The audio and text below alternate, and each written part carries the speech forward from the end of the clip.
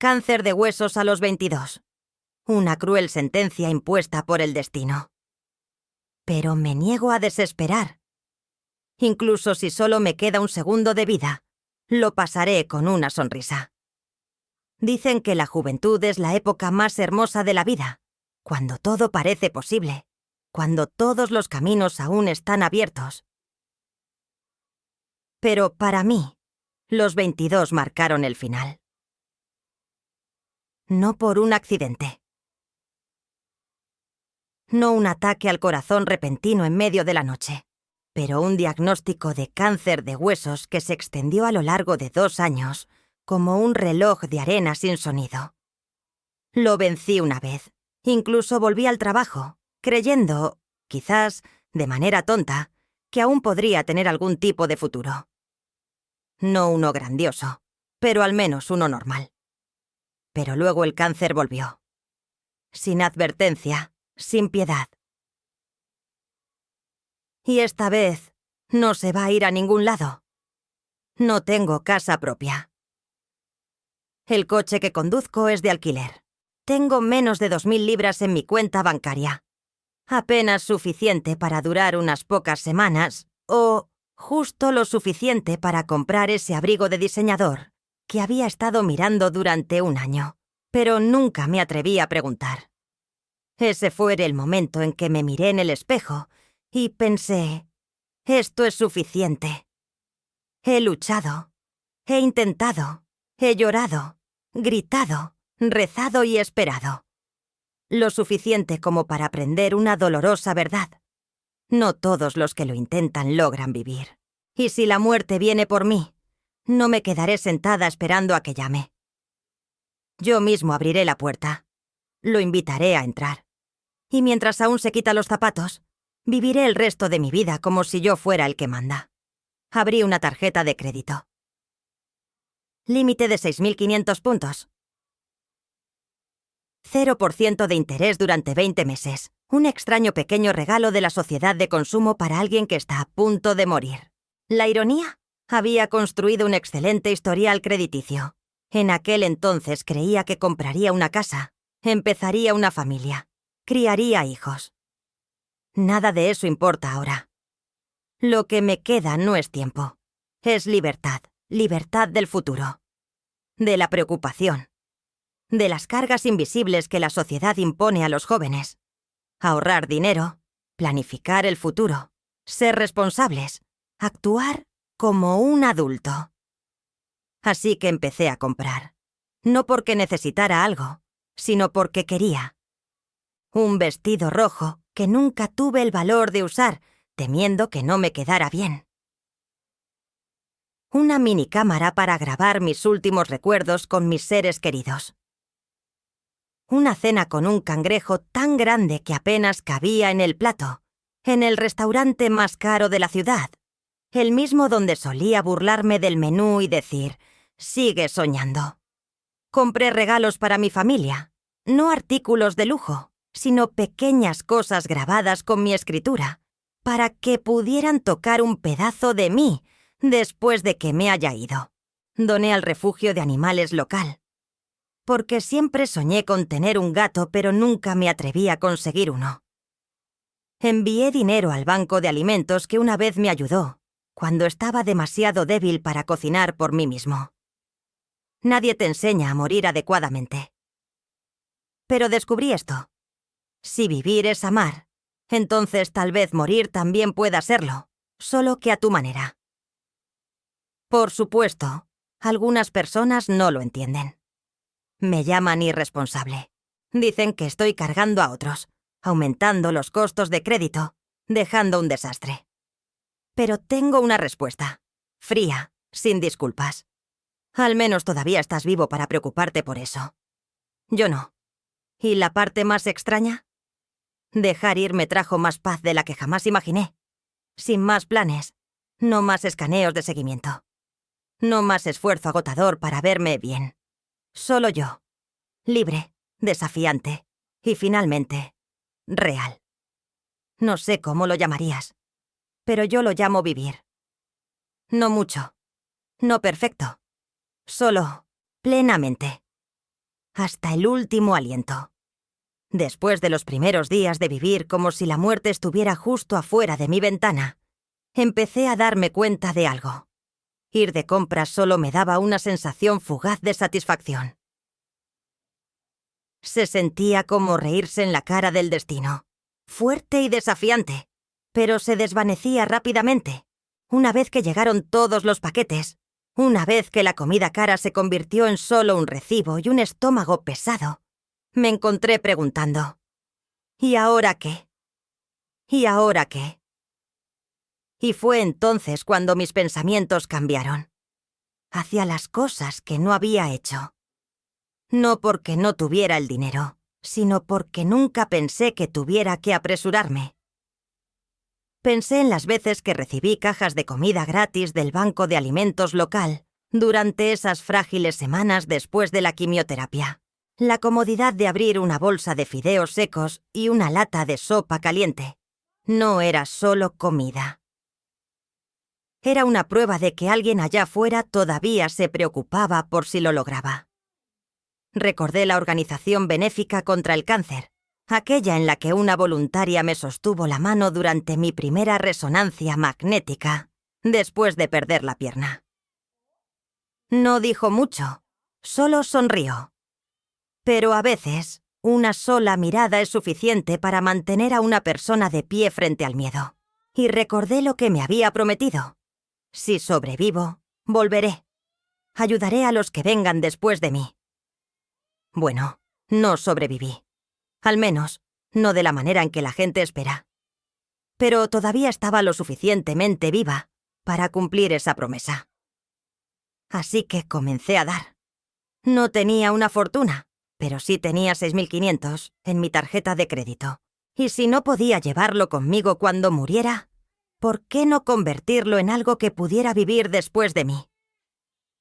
Doné una parte a la organización benéfica que había ayudado a jóvenes pacientes con cáncer como yo. Doné a refugios de rescate de animales, por las criaturas sin voz que aún saben amar.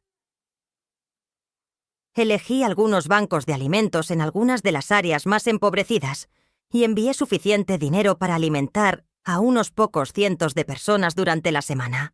¿Y sabes qué? Por primera vez en mis 2 años de lucha contra el cáncer, no me sentí inútil. No me sentía como alguien que solo espera morir. Dejé de decir, solía ser... Y en su lugar levanté la cabeza y dije, todavía soy. Tampoco olvidé a las personas que amo.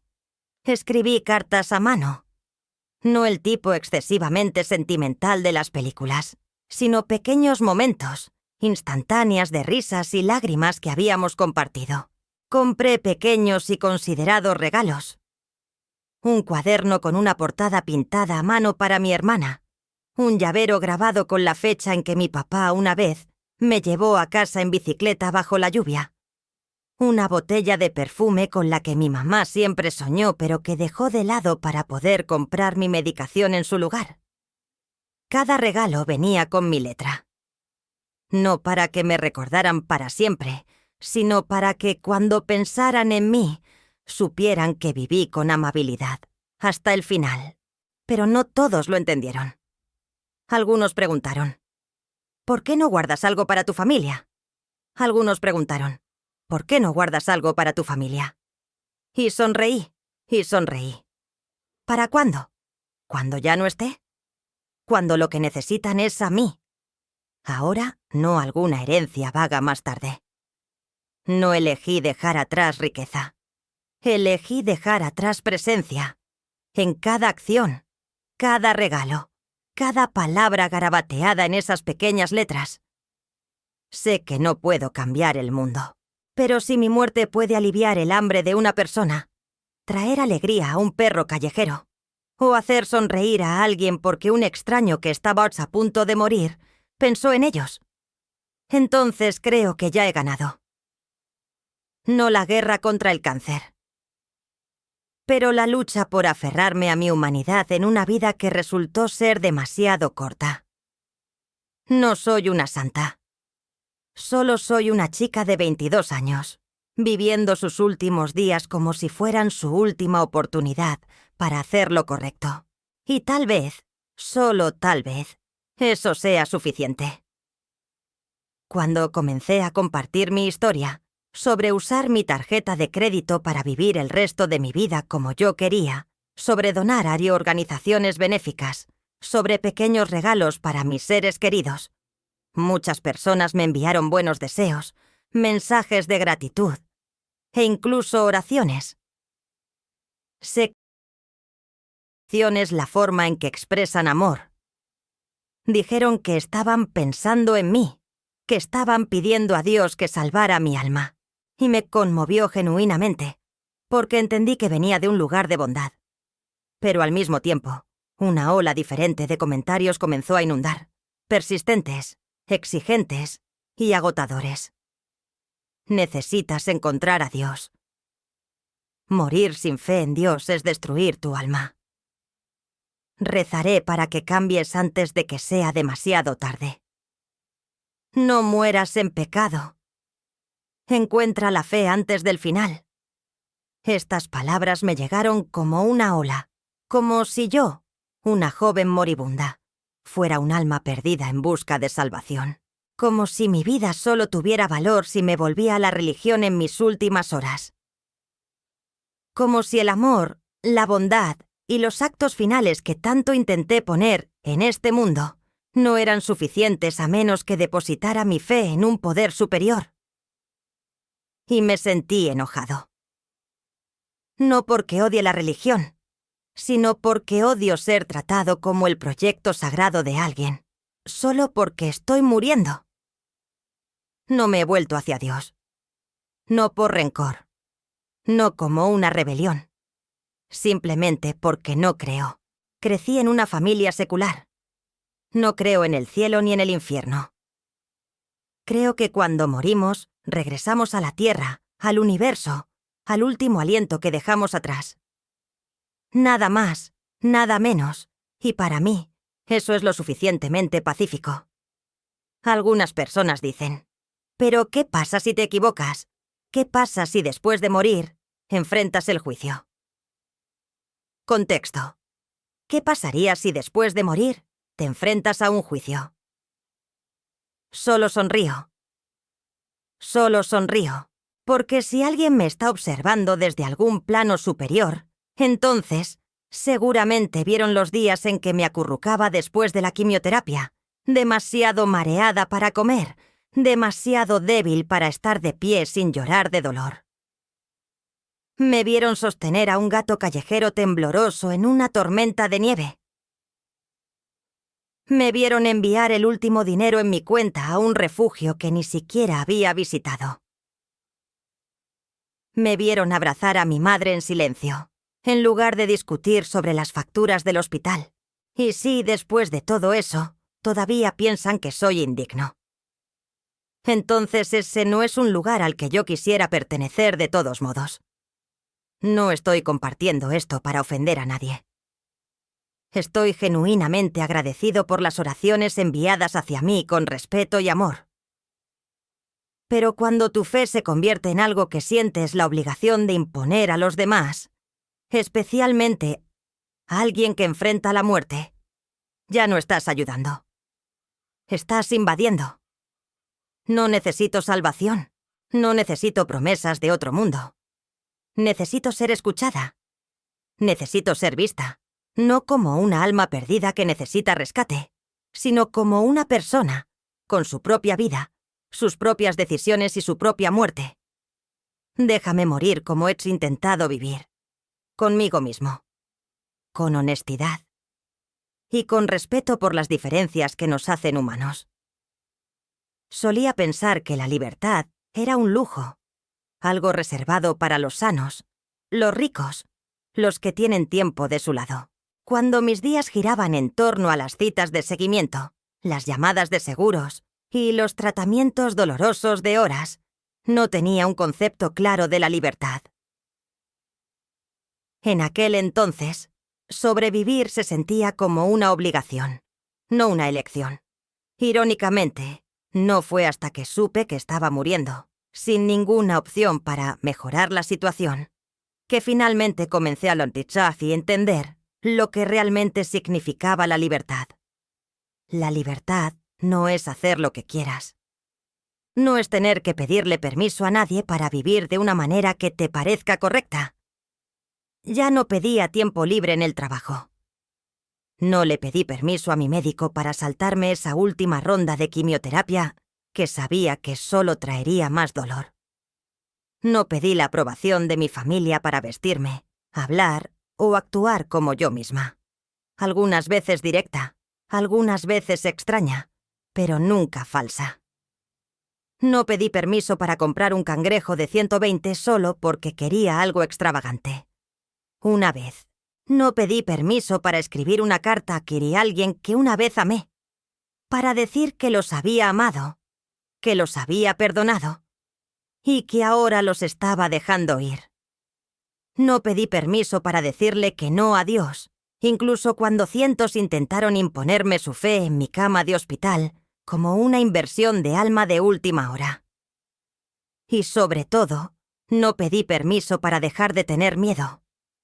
Había vivido con miedo de que la enfermedad regresara, temeroso de no tener suficiente dinero, temer que decepcionara a mi madre, temer que moriría antes de haber vivido realmente.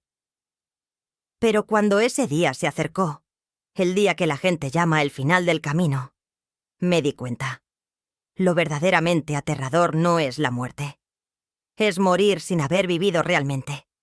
Y finalmente, comencé a vivir. Viví sin obligarme a parecer fuerte. Viví sin ocultar mi dolor para que los demás se sintieran mejor. Viví sin intentar constantemente ser apropiada, solo para evitar ser juzgada.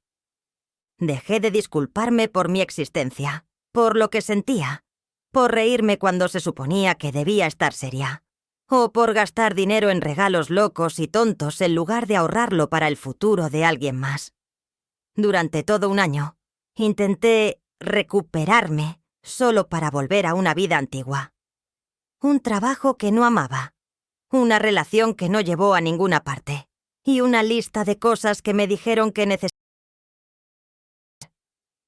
Pero después de soltarlo todo, descubrí algo.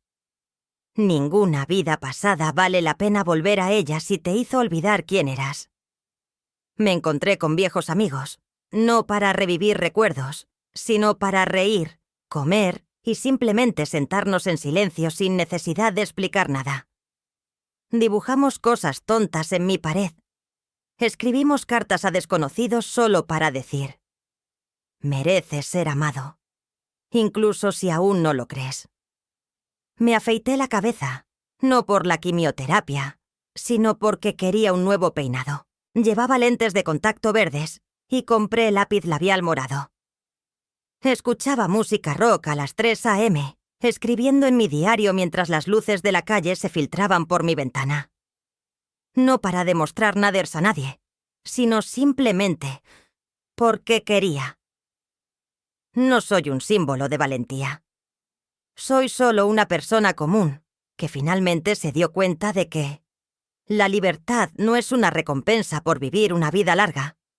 Es un regalo por vivir una vida auténtica. Si muero mañana, no me llevaré nada conmigo. Pero dejaré atrás la libertad que una vez anhelé tan profundamente que ni siquiera podía decirlo en voz alta. Y si alguien allá afuera está leyendo estas palabras en silencio, solo espero que entiendas. No tienes que esperar hasta que estés muriendo para finalmente ser tú mismo. En mis últimos días, ya no medía el tiempo por calendarios ni relojes. Lo medía a través de los ojos, del sol en el cabello de mi madre mientras se sentaba junto a mi cama, a través del apretón de mano de mi hermana pequeña, la misma hermana que una vez pensé que nunca me entendería. A través de las risas de los amigos, no fuertes, no dramáticas, solo risitas suaves y simples, sí, y ya lo sé, que para mí significaban todo el universo. No sé exactamente cuándo me iré. Los doctores también han dejado de contar. Todo lo que sé es que mi cuerpo se está cansando. Mis ojos ya no pueden distinguir cada palabra. A veces mi respiración se interrumpe, y el dolor, aunque enmascarado por los medicamentos, acecha como una sombra, listo para arrastrarme en el momento en que baje la guardia. Y sin embargo, extrañamente, ya no tengo miedo. Lloré sin parar durante los primeros 2 años después de que me diagnosticaran cáncer. Grité, rompí cristales, escribí mi testamento y luego lo rompí todo. Pero ahora que la muerte está verdaderamente justo fuera de la puerta, hay una paz dentro de mí que no puedo explicar. No porque haya alcanzado la iluminación o perdonado a la vida, sino simplemente porque he vivido. No vivido como alguien esperando un milagro, pero vivida como alguien que escribe su propio final. No estoy dejando una fortuna. No hay un testamento largo y elaborado. Solo un pequeño disco duro, donde guardé todo. Cartas no enviadas, grabaciones de voz para cada miembro de mi familia, diarios en video donde me susurraba a mí mismo en la noche. También dejé una lista de las organizaciones benéficas a las que doné, junto con las razones por las que las elegí. Eso es parte de mi historia, una pieza que no todos vieron, pero que muestra. Pasé por el dolor, y aún así elegí el amor sobre el rencor. También dejé algunas notas escritas a mano, no instrucciones, sino agradecimientos. Gracias, mamá, por no abandonarme cuando estaba en mi punto más débil.